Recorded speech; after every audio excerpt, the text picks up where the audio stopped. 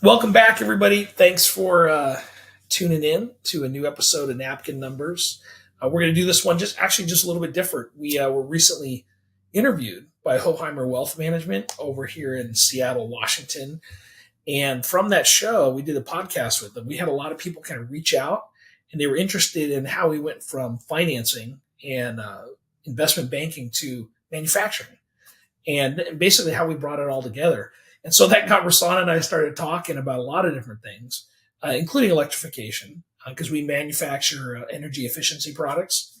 And basically, it doesn't really matter what industry you're in because it all kind of runs in the same line. Everything connects back to money. So, as Rahsaan says, I'm going to steal some of his thunder. We have the green movement and then we have the green movement. And we bring those two things together and correlate that with financing. So what we'll do is we're going to start off and actually just going to have some back and forth and talk about some of the things we're doing in those arenas and how they come back to money. So Rahsaan, why don't you catch us up on a few things in 2024 that we've been doing? Definitely. Thanks, Scott.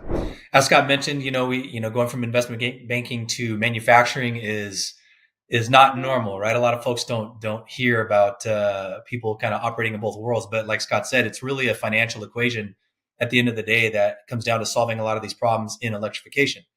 We've been working closely with all kinds of different agencies to help them electrify. For instance, Washington Department of Commerce came out with the Washington EV grants. I think last November is when you had to get your applications in. They finalized all the awardees, announced them in February.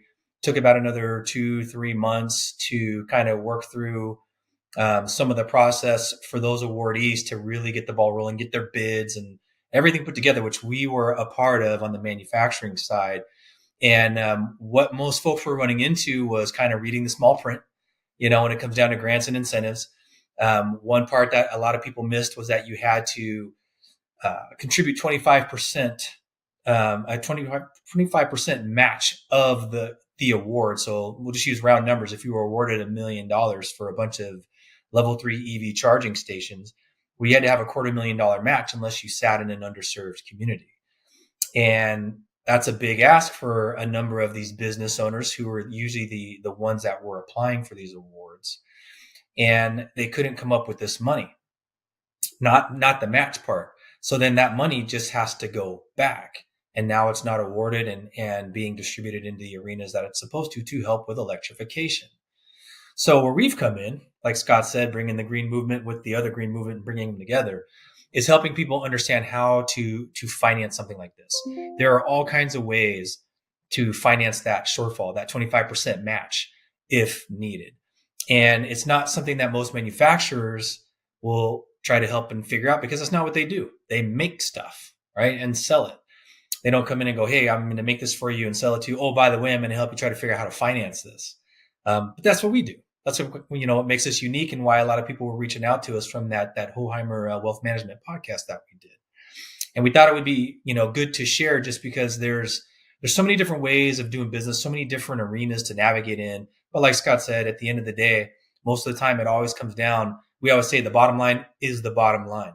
And if you can help a city or a business owner figure out how to bridge gaps in making a number of these initiatives like electrification work, it's meaningful because we are trying, as a country to get more efficient. Our role in all of this as manufacturers is try to help de-stress the grid. As more and more people are buying homes and there's more and more of a demand of electricity, and as we electrify, we need more juice to get into all these different infrastructure initiatives. Where's it going to come from? We don't want to be seeing rolling brownouts, all over the place. Nobody wants that. So we got to start becoming our own microgrid. And again, in order to do that, it's not cheap. It costs money. But there's lots of money out there for these types of initiatives. If you come in tomorrow and you want to clean up your diet and you want to start eating organic, well, eating organic is a lot more expensive than not eating organic, right? And you want to get into these things and, well, how am I going to pay for all this stuff? It's no different in the electrification world. There's all kinds of stuff that's come through NEVI, the National Electric Vehicle Incentive Program, that's come from the top down.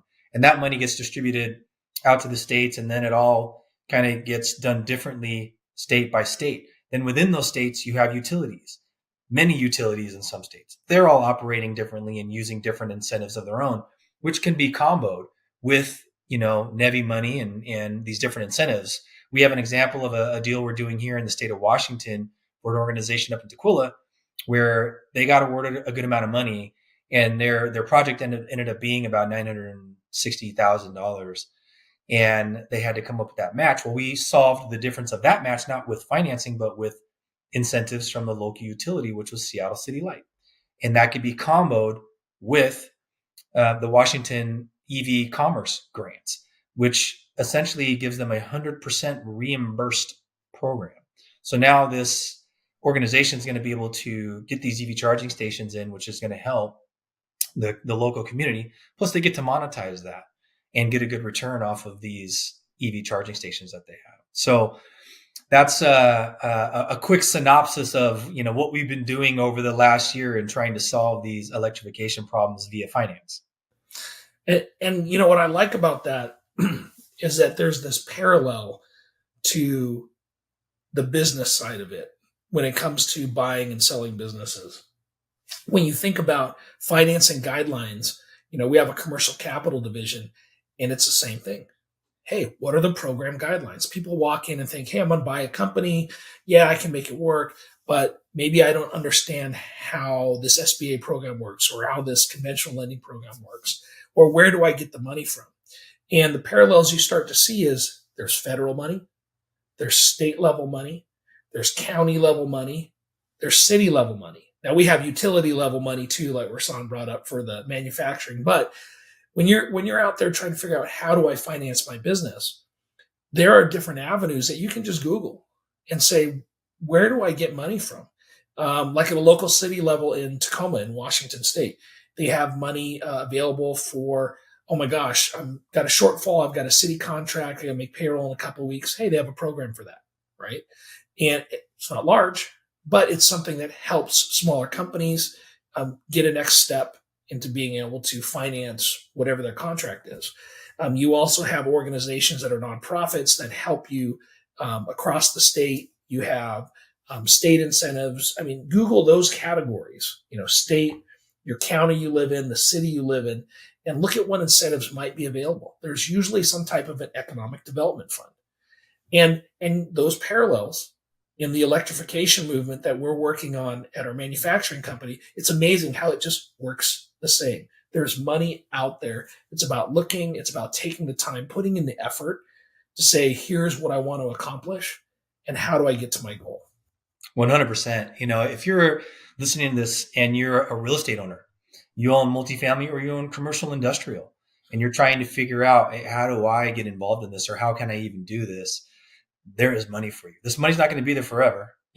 With anything new like LED lights, which we also manufacture, our company has been doing that since 2007. And when, they came out, there was all kinds of incentives and different rebate programs for LED lights so we could improve, lighting and reduce the electrical cost, for those lights.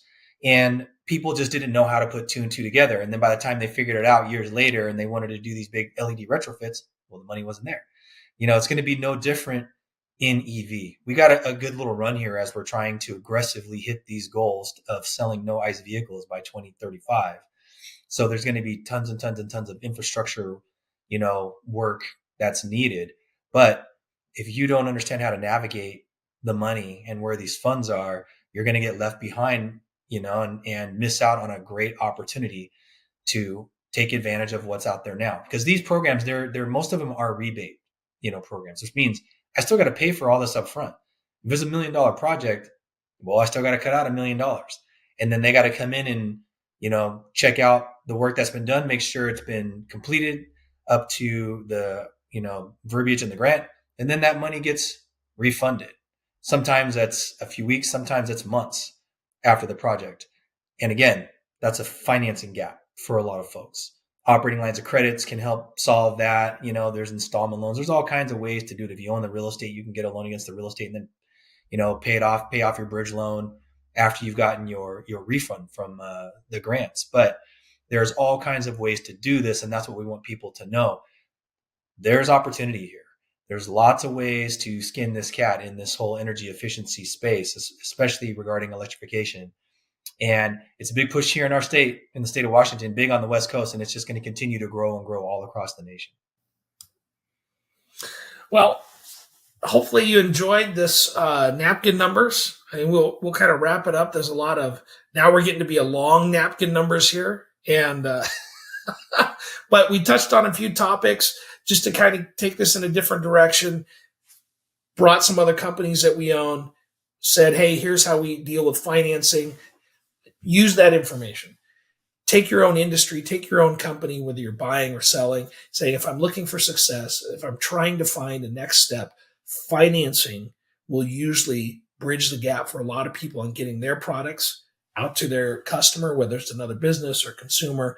And if you have internal things that might need help outside of your bank, you've got resources. Economic development councils from a state level, from a county level, from a city level. Check out those resources, put in that time and effort, and I think you'll be well rewarded. So again, thanks you for tuning in. Like us, subscribe. We'll see you next time.